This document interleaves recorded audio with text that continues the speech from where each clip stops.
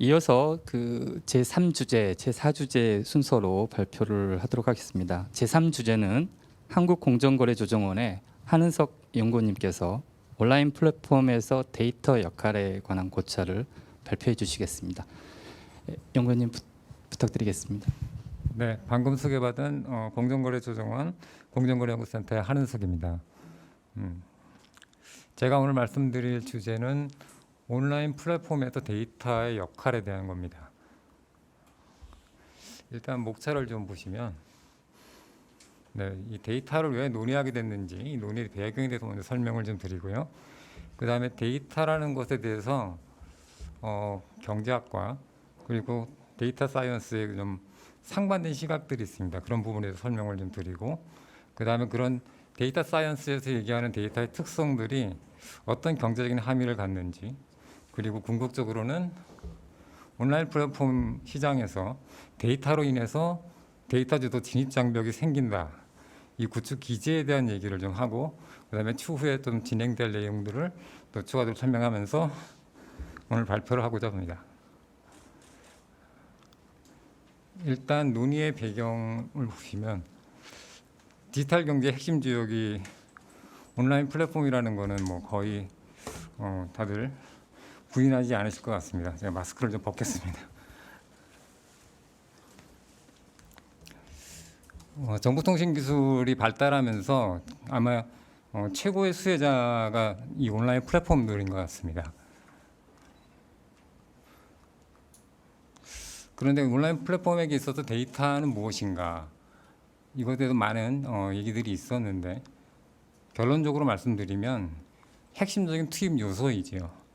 정보통신 기술이 발전하고 인공지능, 알고리즘 이런 것들이 활발하게 활용되고, 그 다음에 온라인 거래, 온라인 시장들이 활성화되고 확산되면서 온라인 플랫폼 비즈니스 모델에 있어서 데이터는 정말 뺄 수 없는 필수적인 그런 투입 요소가 되었습니다. 그런데 이제 중요한 문제는, 그렇다고 하면 그럼 이 데이터가 과연 시장에서 나타나는 그런 경쟁 제한적인 시장 결과의 원인이 될 수 있을까? 좀 말씀을 바꾸면 데이터로 인해서 경쟁 우위가 생길 수 있을까? 더 나아가서 데이터가 진입 장벽이 되나? 이런 문제로 연결될 수 있습니다. 그렇게 되면 우리가 이제 갖게 되는 질문은 당연히 데이터가 어떻길래 이런 기능을 갖게 될까? 근데 문제는 경제학에서 이런 데이터를 직접적으로 다루는 이론이 없다는 것입니다. 기존 경제학의 논의는 대부분 보면 양면 시장, 다면 시장을 관점으로만 해서 분석을 했고, 그다음에 양면 시장 모델을 보시면 다 아시겠지만 데이터는 없습니다. 데이터가 들어갈 수 있는 자리가 없고 분석 대상에서 제외되어 있는 상황이지요. 그래서 경제학과 데이터 과학이 서로 상반된 그런 시각을 갖고 있는데, 그렇게 보입니다. 경제학은 늘 우리가 흔히 알고 있듯이 데이터의 그런 공공재적인 성질을 강조하고, 그 다음에 뭐 노동이나 자본과 마찬가지로 수학 체감 현상이 발생하고, 그러면서도 이제 데이터가 이질적인 측면을 갖고 있다는 걸 인정을 하고 있습니다. 근데 데이터 과학은 용어부터가 좀 다릅니다. 높은 표본 복잡도를 갖고 있다. 정보 병목 현상이 자주 일어난다. 그리고 개념 드리프트 현상, 즉 시간이 지나면서 대상 변수의 속성이 계속 변하는 그런 특성을 갖고 있다는 것을 강조합니다. 근데 이러한 특징들로 인해서 궁극적으로 또 동일하게 데이터는 이질적이라는 걸 얘기하고 있습니다.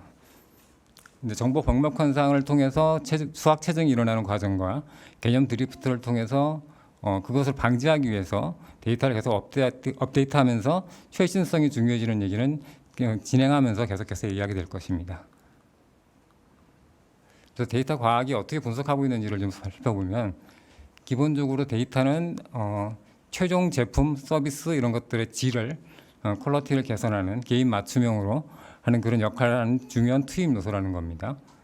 그래서 아까 방금 보셨듯이 표본 복잡성, 정보 병목 현상, 그리고 개념 드리프트라는 이런 성격들로 인해서 이게 AI의 기계학습을 위해 투입되면 오히려 예상했던 것과 달리 데이터의 수학 체증, 또는 범위의 경제가 발생하고 있고, 죄송합니다. 그로 인해서 데이터를 갖고 있느냐 없느냐에 따라서 이제 시장에서 경쟁력이 결정된다는 문제 내기입니다. 잠깐 한 템포 쉰다는 생각으로 근본적인 질문 다시 한번 질문을 하면, 왜 지금 온라인 플랫폼에서 데이터를 보느냐. 그게 이슈가 됐던 것은 두 가지죠. 데이터 독점 현상이 발생하고 있고, 또 하나는 데이터로 인해서 진입 장벽이 생기고 있다는 문제 때문입니다.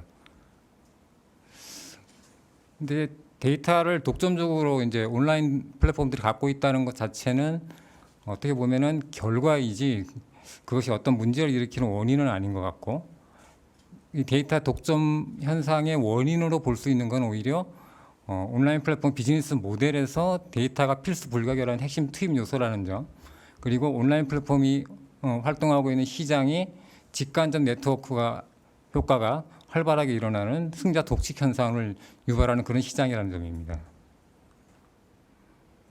그래서 데이터 사이언스 과학 학자들의 이제 논의를 보면은 이걸 사업 모델하고 연결해서 이제 얘기를 하고 있는데, 데이터 주도 진입 장벽을 데이터의 유형과 사업 모델로 해서 연결해서 이제 먼저 살펴보고 있습니다. 데이터는 세 가지 정도의 유형으로 나눠지는데, 일반 소비자 데이터, 소비자 행태 데이터, 그리고 자연 언어 데이터, 이렇게 세 가지 종류가 있고, 대표적인 이제 사업 모델들이 표적 광고, 그리고 웹 검색, 가상 비서 이렇게 있습니다. 이런 데이터들이 이제 서로 여기에 투입되고 그러면서 비즈니스가 이제 이루어지는데요. 하나하나 조금 살펴보면, 첫 번째 일반 소비자 데이터는 뭐 다 아시는 겁니다. 무료 서비스의 대가로 제공되는 가장 기본적인 유형의 데이터이지요. 대표적인 이제 활용 모델로 표적 광고가 있습니다. 그러니까 옛날과 많이 달라져서 이제 표적 광고 같은 것들을 하게 되니까 광고의 어떤 효과성 같은 것들을 측정할 수 있게 된 거죠. 그래서 이런 표적 광고 모델을 위해서는 대규모의 깨끗한 데이터가 필요하고, 이런 걸 통해서 광고의 표적을 설정하고 디지털 트래킹을 할 수 있게 됩니다. 그러니까 대규모로 데이터가 필요한 이유는 이제 소비자 광고가 매칭되는 것이 발생 빈도가 매우 낮은 그런 예외적인 상황들, 그러니까 데이터의 어떤 그 분포를 봤을 때 긴 꼬리에 해당하는 그런 부분들의 데이터들이 그런 상황들이 커버될 수 있어야 되기 때문에 그렇고, 클린한 데이터가 필요한 것은 이제 알고리즘 기계학습할 때 효율성을 높여야 되기 때문에 그런 이유입니다. 두 번째 데이터가 되게 우리가 생각하지 못했던 그런 부분들인데, 소비자 행태 데이터라 그래서, 이거는 소비자들이 웹사이트나 플랫폼에 들어가서 하는 행동들을 다 관측해서 그거를 이제 데이터로 암묵적 피드백 데이터라 불리는데, 그래서 웹사이트에 머물렀던 시간이 어떻게 변하는지, 검색한 결과를 어떤 걸 먼저 클릭했었는지, 그게 또 어떻게 바뀌었는지, 그다음에 어떤 검색어를 넣었다가 이번에 또 검색어를 어떻게 바꿨는지, 이런 것까지 다 데이터로 이제 축적이 된다는 거죠. 그래서 이런 것들을 다 모은 그런 플랫폼은 이용자 상호작용 통제라는 것을 하게 됩니다. 이것은 일종의 실험인데요. 그러니까 이용자 기반에서 통제 집단을 설정해가지고 최적의 이용자 관여 수준을 이제 찾아가는 그런 실험을 하게 됩니다. 근데 이제 대표적인 게 이제 웹 검색 같은 경우, 검색 과정에서 이런 아까 말씀드린 그런 미미한 행동의 변화를 다 수집을 하는 겁니다. 그래서 알고리즘을 정교화하고 그렇게 해서 더 적합한 그런 결과를 이용자들한테 제공하려는 거지요. 세 번째, 이 자연 언어 데이터가 최근에는 제일 중요하게 여겨지고 있는데, 이거는 이제 보통 그냥 우리가 말을 하는 그런 대화 내용 같은 것들이 자연 언어입니다. 자연 언어 데이터이고, 당연히 표본 복잡성이 매우 높고, 아까 말씀드린 개념 드리프트, 시간이 지나면서 변속해서 그 값이 변하는 그런 문제들이 상존하고 있고, 그래서 AI의 어떤 성능 개선이라 그러면 바로 이런 측면에서 자연 언어를 얼마나 잘 이해하고 여기에 적절한 답을 가져오느냐, 이것이 이제 기술 차이로, 그리고 AI의 성능 차이로 이제 나타나게 됩니다. 당연히 대규모의 양질의 데이터가 필요하고, 이런 것을 이제 웹 검색 분야처럼 소비자 행태 데이터도 역시 해석하는 그런 문제로 연결이 됩니다. 가상 비서가 제일 대표적인 활용 모델인데, 여러분 많이 이용하시는 애플의 시리라든가 또 아마존의 알렉사, 구글 어시스턴트 같은 것들이 있습니다. 여기도 이제 역시 지리를 이해하고 관련 정보를 수집하고 그래서 유용한 정보를 추출하고 해석하고 답을 제공하는 그래서 여러분 뭐 좀 스마트 TV 같은 거 보면은 뭐 저희 집에도 진이라고 하나 있는데 약간의 아주 낮은 수준이지만 대화가 가능한 그런 부분들인데 이것들이 훨씬 더 발전할 것이고 웹 검색 기능 같은 것도 결국에는 이렇게 말로 대화를 해서 가상 비서 같은 모든 것들을 해결해 주는 것 쪽으로 이제 수렴이 이루어질 거라고 예상하고 있습니다. 다시 데이터 진입 장벽의 문제로 돌아오면 이런 데이터 사업 모델, 그러니까 온라인의 사업 모델과 거기서 사용하는 데이터들 그리고 이런 것들의 특성을 연결해서 경제적인 함의가 무엇인지 보겠습니다. 그래서 방금 살펴본 소비자 유형들이 데이터 유형들이 있고요. 그다음에 그 데이터는 이런 특성들을 갖고 있죠. 정보 병목 현상, 표본 복잡성, 개념 드리프트. 그러면 정보 병목 현상과 표본 복잡성으로 인해서 데이터는 이질적이라는 걸 알 수 있죠, 우리가.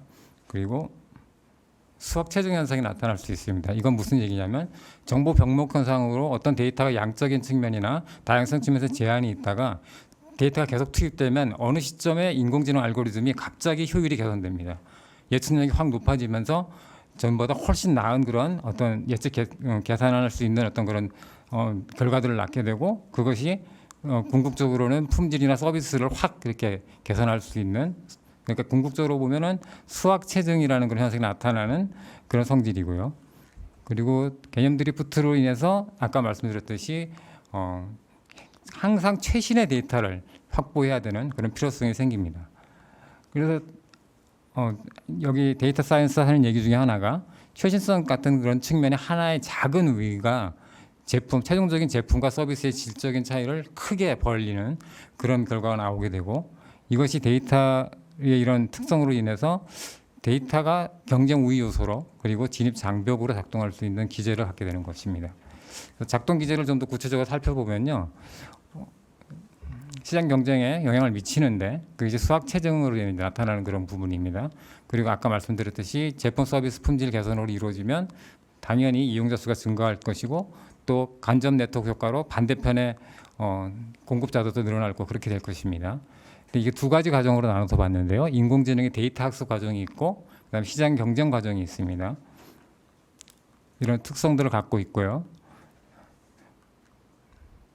정보 병목 표본 복잡성 그리고 개념 드리프트 같은 것들 측면에서 차이가 있는 것들이 또 다양한 특성 변수의 관찰치가 계속 업데이트되는 것을 필요로 하니까 그런 최신성을 유지하려고 하고 그 결과적으로 예측력이 이제 개선되면서 수학 체증 현상이 나타나는데 이것이 바로 시장 경쟁 과정으로 또 연결됩니다. 그래서 경쟁 우위를 갖게 되고 경쟁 우위를 갖게 된다는 것이 결국에는 궁극적으로 진입 장벽으로 작동하게 된다는 그런 작동 기제에 대한 설명이었습니다. 결국에는 온라인 플랫폼들이 갖고 있는 핵심 경쟁 우위 요소가 다름 아닌 이 양질의 데이터가 끊임없이 공급된다는 것, 데이터 인플로우가 계속 이루어지고 있다는 결론에 이르게 됩니다. 그런데 이것이 새로 시장에 진입하려고 하는 신규 사업자, 신규 플랫폼한테는 매우 희소한 것이죠. 우리 닭과 달걀 딜레마에 대해서 많이 얘기를 하지만 어느 정도 크리티컬 매스 수준까지 도달하는 이용자를 확보해야지만 신규 플랫폼들도 시장에 들어와서 활동을 할 수 있는데 그 과정이 어려워지는 거죠. 데이터 독점으로 이루어지고 있으니까요. 그래서 아까 말씀드렸듯이 이용자 상호작용 통제를 하기 위해서 데이터가 이렇게 많이 필요하고 그걸 통해서 개인 맞춤형 품질을 개선하고 범위의 경제를 또 가지고 오게 되는데 이 개인 맞춤형 품질 개선은 당연히 소비자들한테 전환 비용을 높여서 고착 효과 또는 잠금 효과라고 하는 그런 효과를 낳게 되고요. 그다음에 범위의 경제로 해서 제품과 서비스가 좀 다양하게 이루어지게 됩니다. 근데 신규 기업 입장에서 이걸 생각해 보면 자기들은 데이터가 부족하니까 시장에 들어오기도 좀 주저하게 되지요. 근데 시장에 들어온다고 해도 부족한 데이터로 인해서 저 거대한 플랫폼들이 만들어내고 있는 그런 어떤 개인 맞춤형 그런 품질 개선을 할 수가 없습니다. 경쟁력이 떨어지고 그러면 더 이용자가 줄어들게 되겠죠. 이용자가 줄어들면은 이용자들로부터 데이터를 얻어야 되는데 이용자가 없으니까 데이터가 더 부족해지고 그럼 또 경쟁력이 또 떨어지고 이런 악순환의 그런 고리에 빠지는 그런 문제가 생기게 됩니다. 그래서 데이터가 이렇게 참 중요한데, 그리고 지금 우리가 보는 거는 그래서 온라인 플랫폼들이 데이터를 다 독점하고 있는 것으로 보이는데, 이것은 잠깐 말씀드렸듯이 결과적인 겁니다. 그러니까 온라인 플랫폼이 시장 지배를 갖고 시장을 장악하고 있고 이용자를 장악하고 있는 상황에서 결과적으로 나타나는 것인데, 이게 현상만 있다는 것이 문제입니다. 그러니까 우리가 흔히 시장에서 얘기하는 것처럼 독점을 얘기하려면 시장이 전제가 돼야 되죠. 어떤 시장에서 뭐가 독점을 하고 있다, 이렇게 얘기를 할 수 있어야 되는데, 이건 데이터는 시장 획정도 이루어지지 않고 시장의 그런 어떤 형태도 잘 구분이 안 돼 있는 상황에서 우리가 독점 현상만 얘기를 하고 있죠. 그래서 이 문제는 다음 슬라이드로 또 연결되는 부분이라 잠깐 내려놓고, 그럼 이 데이터 관련해서 어떤 경쟁 제한 행태가 있지 않을까? 당연히 있지요. 그런데 그런 부분은 제가 이 사설을 표시를 안 했는데 경북대 신영수 교수님 논문에서 좀 필요한 부분들을 발췌해 왔습니다. 수집하고 저장하는 그 전 단계에서의 이런 이슈들은 솔직히 좀 개인정보 이슈랑 연결되는 부분이라 저희는 활용 단계에 좀 초점을 맞췄습니다. 그래서 보시면 대표적인 그 CG 남용 예로 보면은 일단은 가격 차별화 같은 것도 시도할 수 있겠죠. 네, 소비자 맞춤으로 제품을 서비스를 제공하게 되면. 그런데 이제 문제는 이렇게 돼서 결국에는 온라인 플랫폼만 이익을 챙기는 그런 문제가 있을 수 있고요. 그다음에 경쟁 사업자들한테 이제 핵심적인 데이터를 제한하는, 접근 제한하는 그런 이슈가 있을 수 있습니다. 그러니까 접근을 방해하거나 제한하거나 또는 차별적으로 허용한다거나 아니면 특정한 제3자를 딱 정해서 그 사람들한테만 배타적으로 접근권을 준다거나 이런 문제가 있을 수 있죠. 근데 신영수 교수님 말씀처럼 저도 이 마지막에 표시한 이 데이터가 대규모로 축적되어 있다, 온라인 플랫폼이 이걸 갖고 있다라는 것만으로 저희가 시지 남용행위라고 볼 수는 없을 것 같습니다. 예.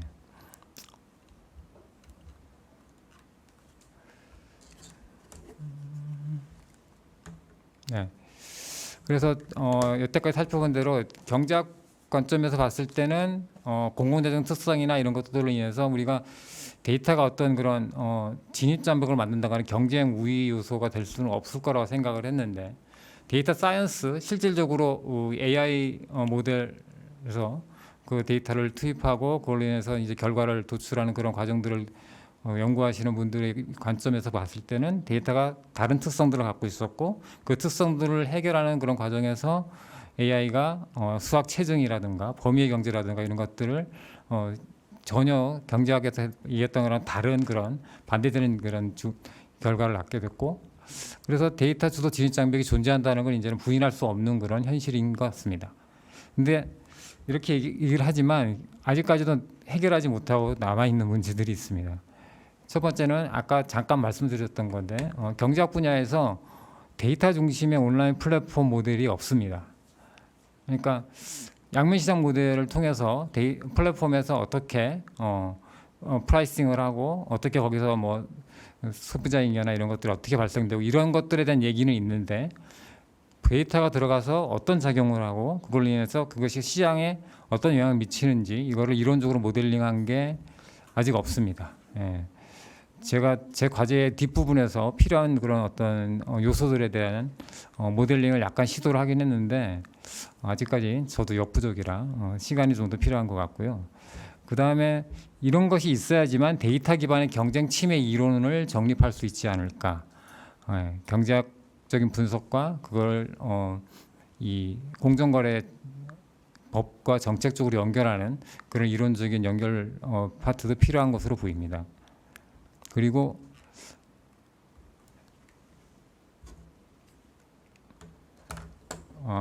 아까 또 잠깐 말씀드린 데이터 시장 획정의 문제가 남아 있습니다. 그러니까 우리가 독점 현상이 보이긴 하는데 데이터 시장이라는 것을 어떻게 획정할 것인가, 이런 문제. 그리고 이거는 실질적으로는 거대 플랫폼 기업들의 이제 인수합병 과정에서 그것들을 경쟁 당국들이 이제 조사하고 심사하는 그런 과정에서 데이터가 중요할 수 있다라는 걸 인식하는 것까지는 갔었습니다. 예를 들면은 뭐 페이스북과 왓츠앱 인수결합 사건 그 상황에서도 유럽 EU의 경쟁 당국이 그걸 인지는 했었는데 그걸로 인해서 그 인수를 갖다가 뭐 못하게 한다거나 그렇게 하지는 않고 다른 플랫폼들도 이들이 사용할 데이터를 충분히 활용할 수 있을 것이다라는 약간 좀 긍정적인 그런 어떤 생각으로 그거는 제외하고 그러니까 얘기를 하지 않고 그냥 허용을 해준 거죠. 그런데 아시다시피 그 후에 페이스북이 왓츠업의 데이터를 이용해서 좀 문제가 좀 생겼던 그런 부분들이 있습니다. 그런데 그런 관련해서 이제 문제점들이 인식한 그런 일부 학자들이 그런 얘기를 하고 있습니다. 그 당시에도 그렇고 기업들이 그러니까 플랫폼을 포함하는 그런 어떤 인수합병권에서는 데이터 시장을 확정을 해야 된다. 그 데이터들을 어떻게 작동하는지 그걸 케이스 바이 케이스로 하더라도 어쨌든 데이터 시장의 획정의 문제가 필요하다는 그런 부분을 얘기하고 있고 실은 이게 이제 제가 이번 가을에 계속 진행할 다음 연구 주제이기도 합니다. 그래서 데이터가 되게 중요하고 그런데 아직까지도 해결하지 못한 부분이 있고 경제학을 공부하는 사람으로서 좀 부끄러운 그런 부분입니다. 이론적인 모델이 아직 성립되지 못하고 그런 걸로 인한 경쟁 침해 이론 같은 것들 이런 것들이 발전되지 못하는 부분에 약간의 책임감을 느끼면서 앞으로 계속 연구를 진행하고자 합니다. 발표를 마치겠습니다. 고맙습니다. 네, 한은석이 연구위원님 발표 감사합니다. 예, 오늘 발표 마지막 주제로 한국소비자원의 이보안 책임연구원님께서 온라인 소비자 정보 평가를 위한 분석 틀 개발 연구 내용을 발표해 주시겠습니다. 네, 부탁드립니다.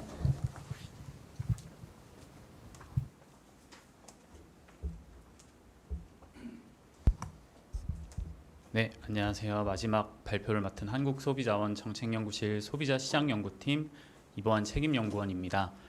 오늘 제가 소개해드릴 연구는 온라인 소비자 정보 평가를 위한 분석 틀 개발 연구입니다. 네, 발표 목차는 다음과 같고요. 연구 개요와 배경부터 시작하도록 하겠습니다.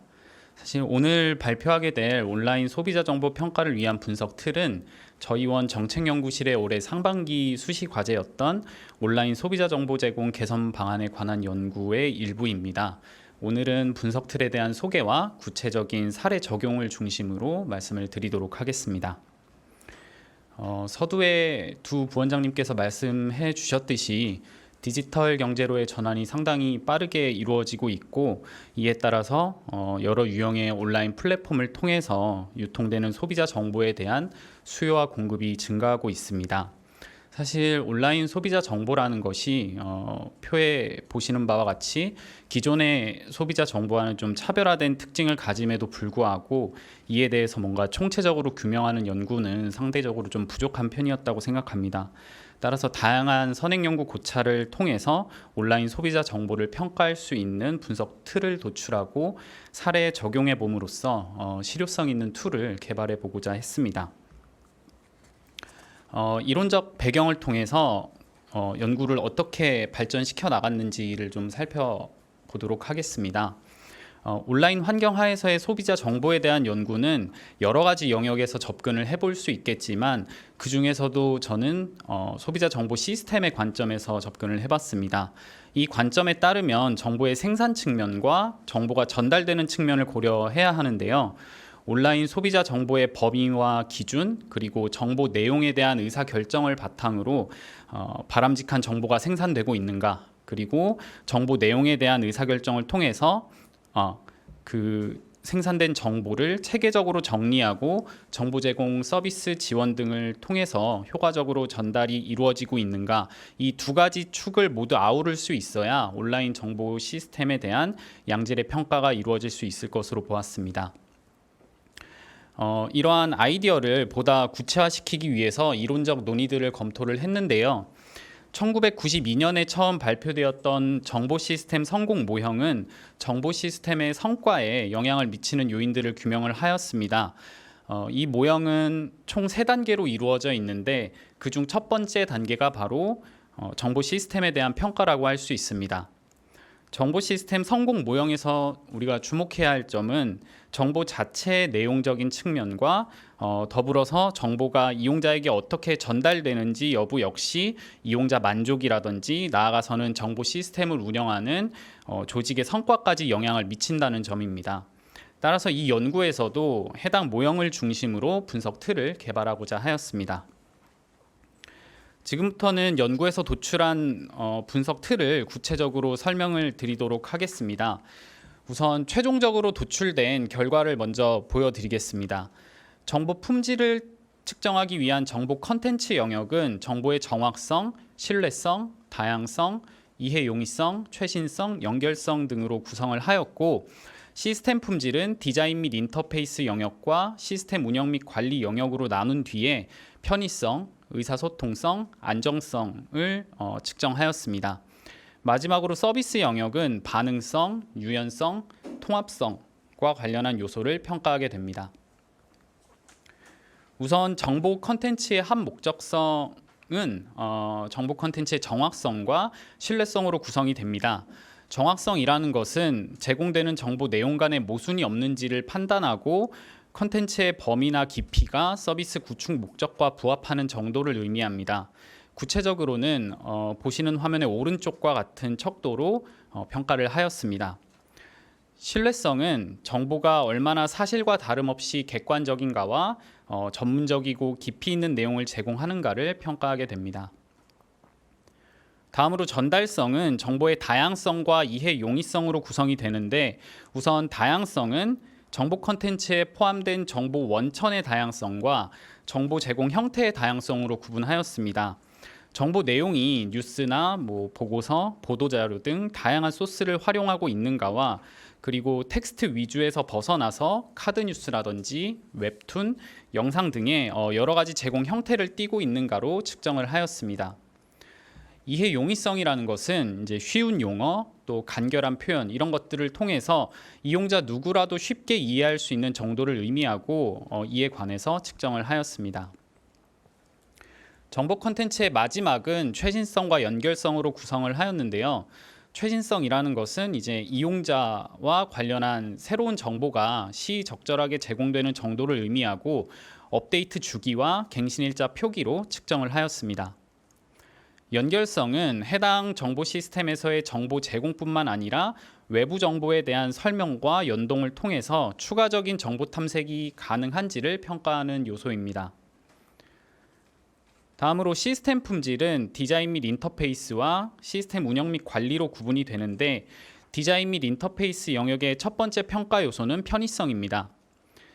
접근 편의성은 외부에서 특정 정보 시스템으로의 접속이 용이한 정도와 정보 시스템 내에서 이용자가 원하는 정보에 빠르게 접근할 수 있는 정도를 의미합니다. 따라서 기억하기 쉬운 사이트 주소라든지 검색 포털을 통한 접속의 용이성, 그리고 정보 접근을 위한 클릭 수 등으로 측정을 하였습니다. 검색 편의성은 정보 시스템 내에서 신속한 검색이 가능한 정도와 메뉴 구조의 간결성 등을 측정할 수 있도록 척도를 구성을 했습니다. 다음으로 의사소통성은 가독성과 이용자 행동에 따른 디자인 변화, 디자인 일관성, 디자인 직관성으로 구성이 됩니다. 가독성은 정보 내용을 한눈에 파악하기 쉬운 정도와 관련한 척도로 이루어져 있고, 이용자 행동에 따른 디자인 변화는 정보 시스템이 이용자의 행동을 기억하고 있다는 시그널을 이용자에게 보내주는 정도로 세 가지 요소를 각 1점씩 배점을 해서 평가해 볼 수 있도록 하였습니다. 디자인 일관성은 정보 콘텐츠가 얼마나 논리적으로 일관성 있게 배치되었는가와 관련한 요소이고, 디자인 직관성은 아이콘 등을 활용해서 단순화시킨 물체나 형상 이런 것들을 활용해서 정보 시스템 내에서 이용자 인지 수준을 높이는 정도를 의미하고, 이와 관련한 척도를 제안했습니다. 시스템 품질 중에 시스템 운영 및 관리 영역은 정보 시스템의 안정성을 측정을 하게 되는데, 안정성은 이제 보안성, 최적화, 자동화로 구성이 됩니다. 이 요소 안에는 정보 시스템이 이용자의 개인정보 보호를 위해서 얼마나 노력하는가, 그리고 텍스트, 이미지, 영상 등의 시각 자료가 불량 없이 빠르게 이용자에게 전달되고 있는가, 그리고 마지막으로 자동 정보 전송 서비스나 챗봇 등을 통해서 이용자 문의나 알림에 자동적으로 대응하기 위한 기술이 얼마나 구비되어 있는가 등을 평가하게 됩니다. 마지막 평가 영역인 서비스 영역은 반응성, 유연성, 통합성 요소를 측정을 하게 됩니다. 우선 반응성 중에서 질의응답 신속성의 경우에는 요소명처럼 답변 제공이 빠르게 이루어지는 정도를 의미합니다. 의견 수렴 채널 다양성은 공지사항이라든지 자유 게시판, 온라인 설문조사 등을 주기적으로 시행하면서 이용자의 의견을 모으기 위한 방법이 다양한 정도를 의미합니다.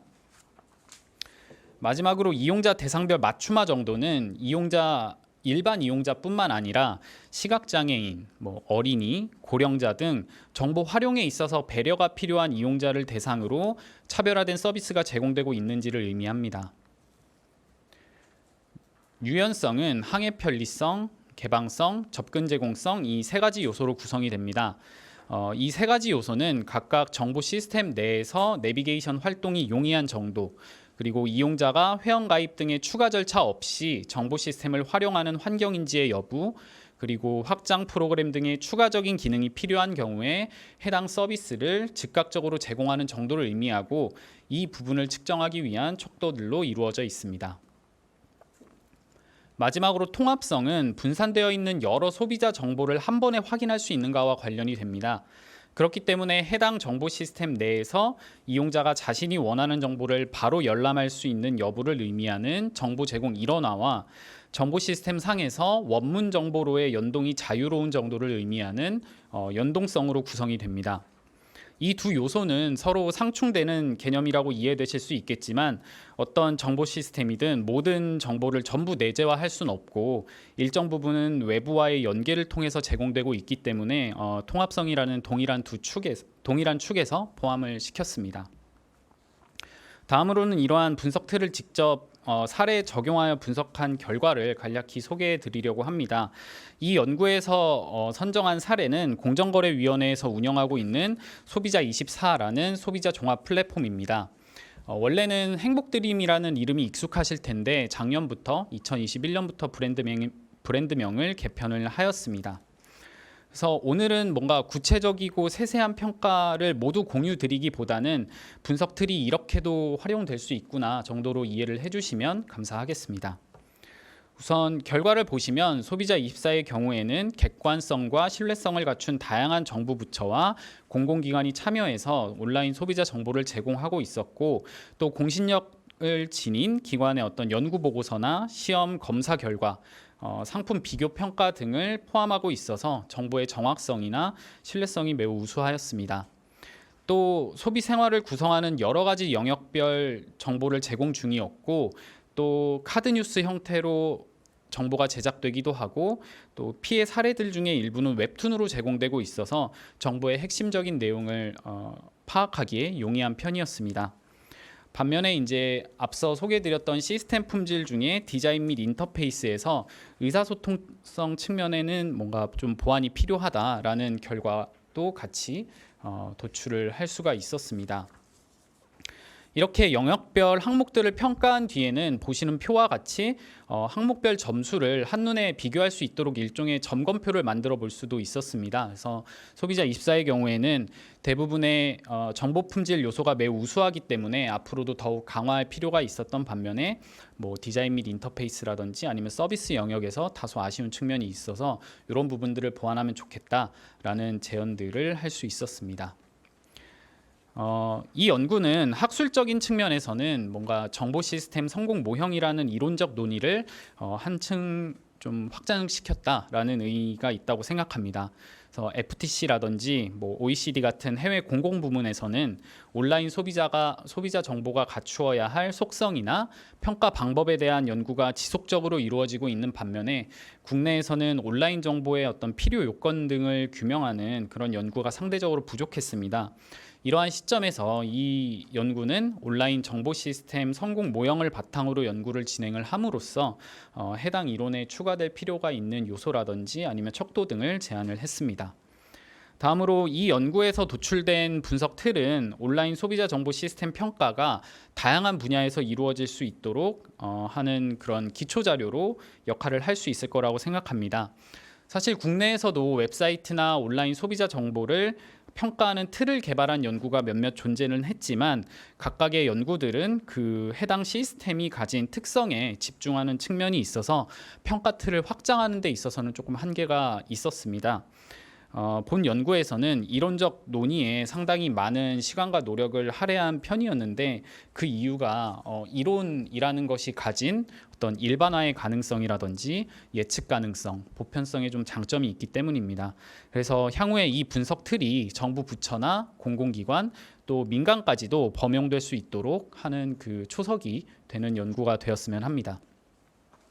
마지막으로 실무적으로는 분석 틀을 활용해서 각각의 운영 주체가 자신들의 온라인 소비자 정보 시스템을 객관적으로 진단하고 온라인 소비자 정보 제공과 관련한 의사결정이나 발전 방향을 수립하는 데에 도움을 줄 수 있다고 생각합니다.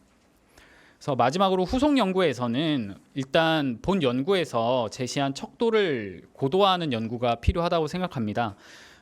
이 분석 틀을 제시하는 척도들을 보시면서 느끼셨겠지만 시스템 운영 주체가 자체적으로 객관적인 시각에서 평가하기에는 조금은 주관성이 짙은 척도들이 좀 있는 편입니다.